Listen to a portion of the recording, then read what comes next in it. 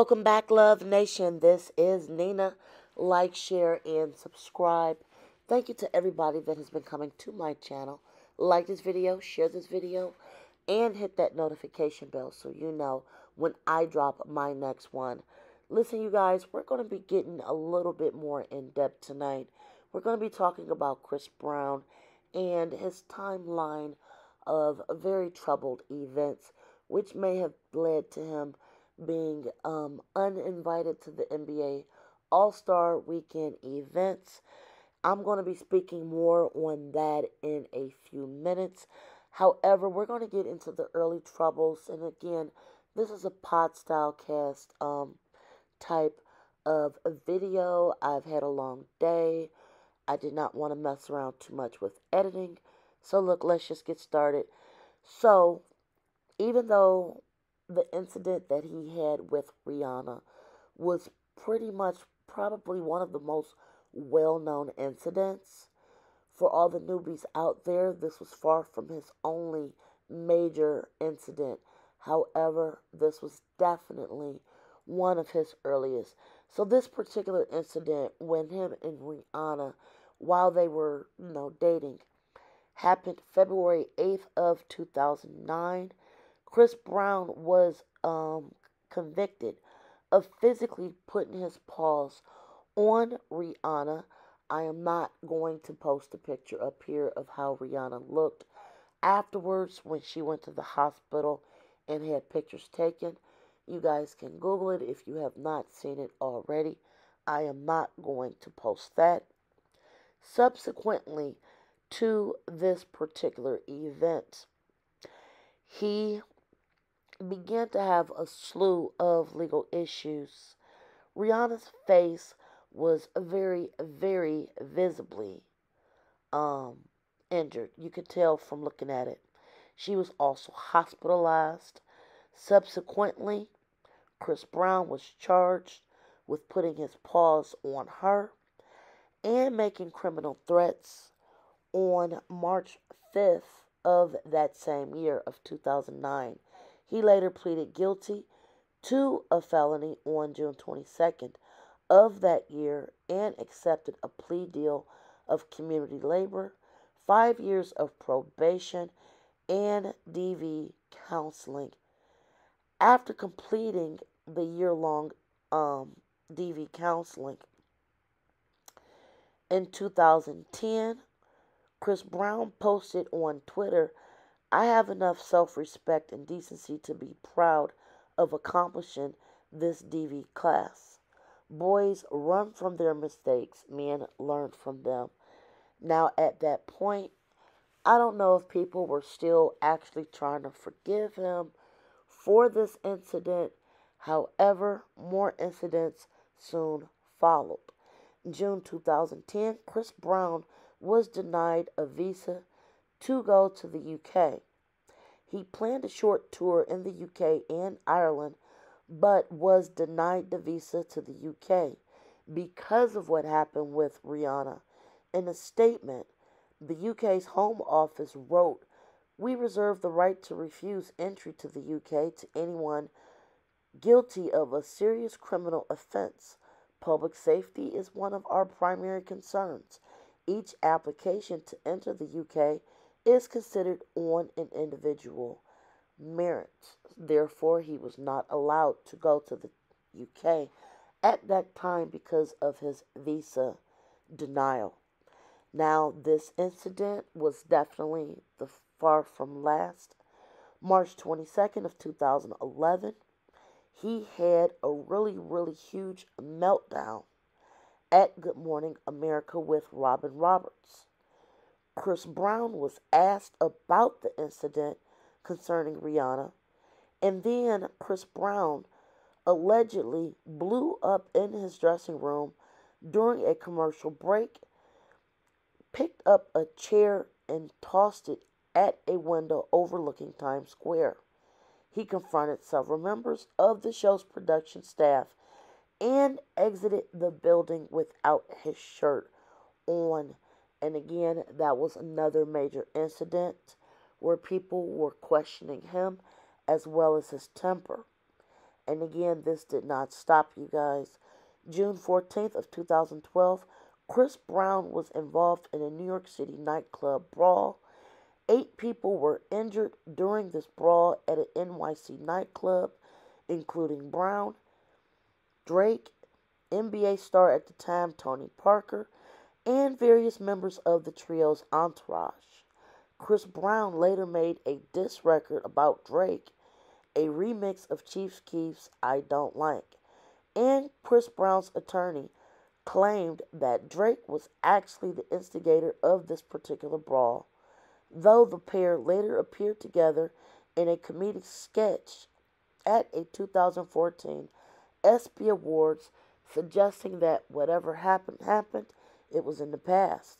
7 years after the incident, Chris Brown and Drake parodied the brawl as a dance battle in the 2019 music video for Brown's song No Guidance featuring Drake, which was a massive hit. Also, September of 2012, Chris Brown tested positive for illegal pharmaceuticals. According to his probation report, which was presented in court, Chris Brown tested positive for pharmaceuticals while fulfilling community service in June in Virginia. And although mandatory pharmaceutical testing was not required as part of Chris Brown's probation, a hearing was scheduled later on November 1st to determine if Chris Brown violated his probation. He was given a warning from the court, where LA Superior Court Judge Patricia Schnag referred to him as a role model. Then, November of the same year, 2012, Chris Brown violated his restraining order. Brown attended a Halloween party dressed in an outfit that he should not have been wearing, which was offensive. Rihanna was also present at the party, which was a violation of the restraining order taken out against Brown in the wake of the incident. He appeared in court November 1st of 2012. Then Chris Brown, if you guys remember this one, January of 2013, Chris Brown and the Frank Ocean incident. Brown and his entourage clashed with fellow singer-songwriter Frank Ocean and his group outside a West Hollywood recording studio, reportedly over a parking space. One of Chris Brown's entourage reportedly used a slur against Frank Ocean, and Chris Brown allegedly put his hands on Ocean and threatened to pow him, according to the incident which TMZ obtained. However, Frank Ocean declined to press charges in this incident. July of 2013, Chris Brown's probation was revoked after an involvement in an alleged hit and run in LA.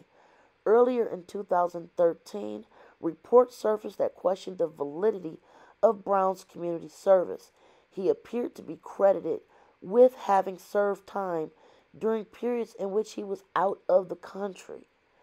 The charges for that hit and run were eventually dropped, but Chris Brown served with an additional 1,000 hours of community service. Then, this goes on and on. October 27th, 2013, Chris Brown was arrested for felony paw-pawing. And this happened when he and his bodyguard, Christopher Hollisey, were involved in a physical altercation with 2 men outside of the W Hotel. According to police spokesman at the time, Gwendolyn Crump, Brown and his bodyguard Hollisey spent 36 hours in jail and appeared in court Monday, October 28th. According to reports, the charges against Brown and his bodyguard were reduced to simple assault and misdemeanors, and the 2 were released without bail. Brown was brought back to California to appear in court in LA and was ordered to stay at least 100 yards away from the man he was accused of putting his hands on in D.C. Then in, November 2013, Chris Brown entered a rehab facility he voluntarily entered, only to be kicked out for his off the hook behavior. On November 14th of 2013, Chris Brown reportedly smashed his mother's car window with a rock during a family session. 6 days later, Chris Brown was sentenced to 3 months at a live-in anger management rehab facility. Again, you guys, this goes on and on and on and on and on. These are literally, I mean, it's just been incident after incident. I'm just giving you guys an idea. There's literally still about 15 more incidents. Here's another one. Chris Brown was detained in the Philippines. Uh, after, excuse me, goodness gracious. He was detained in the Philippines for bad behavior. Oh my goodness gracious. Then you guys know that he has to stay away from Karuchi, his ex-girlfriend. Then we had that incident with him and Usher and Tiana Taylor a few years ago. So basically, I'm going to conclude this video and say this. Before he was invited to the NBA All-Star Weekend, the NBA All-Star Weekend, perhaps people should have looked at it. He's definitely toxic to sponsors. People definitely would have tried to come after them and boycott that show if he appeared because of his record. And I'm not saying that anybody can't change, but if every so often, and you know, this is fairly often with Chris Brown, even though he's a tremendous talent with singing, dancing, and acting, you know, if you can't get your stuff together and grow out of this and not be in the news for stuff like this, you will never obtain some of them things that people feel like they need to keep blackballing you for. I definitely wanted to make this video just to get into some of this. Like I said, there were several more incidents we could have talked about. I definitely want to hear your opinion below, you guys. Like, share, subscribe. Till next time, enjoy your night. Be safe. Bye, guys.